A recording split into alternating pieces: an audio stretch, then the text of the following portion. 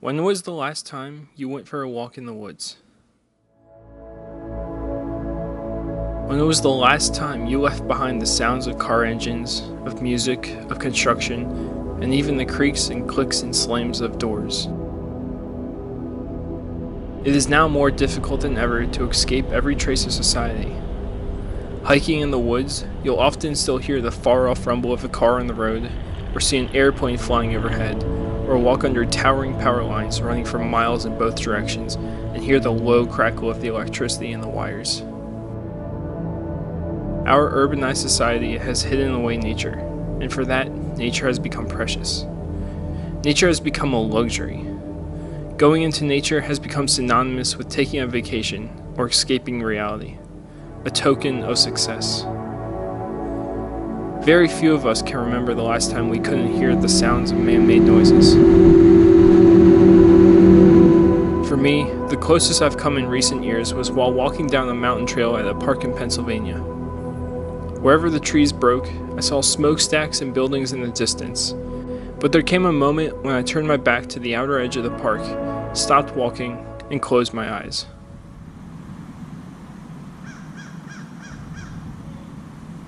I remember the wind. I remember the chirps of the starlings, the snaps of their wings as they fluttered between the trees. I remember the rustle of the leaves. I remember the pressure of the rocks and sticks I was standing on. It was a feeling I have not experienced since.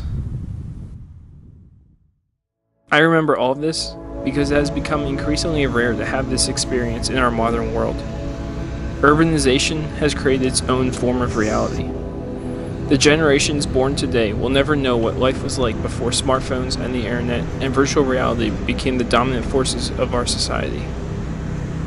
Being disconnected from that reality is foreign, and even hostile to this modern way of life.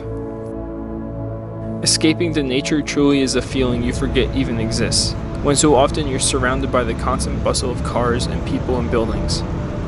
The mere thought of leaving our phones behind sparks fear in our brains. We take pictures of nature not because it is beautiful, but because it is unusual. We tell ourselves to live in the moment, but we are also terrified of losing the moment forever. Every day, we seek out images and stories other people have captured and shared with us. And an even more unusual trend has emerged. We have begun to live vicariously through ourselves.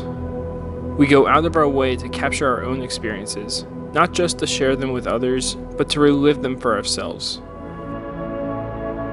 I traveled to Oregon in August of 2017 for the total solar eclipse.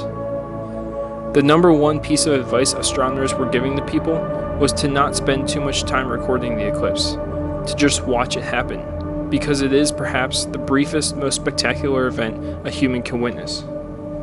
But even I couldn't work up the will to follow that advice. Admittedly, I constantly adjusted my camera, even live streamed the eclipse to other people around the world straight from my phone, even though what they saw was only a shell of the true experience.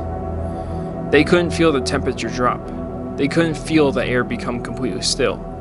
They couldn't see how dark the sky got. They couldn't grasp what the black hole in the sky truly looked like. But I still felt obligated to share it with other people, even though it meant taking some of my own attention away from the spectacle happening right above my own head. Showing people what was happening to me was somehow more important than absorbing the event with zero distractions.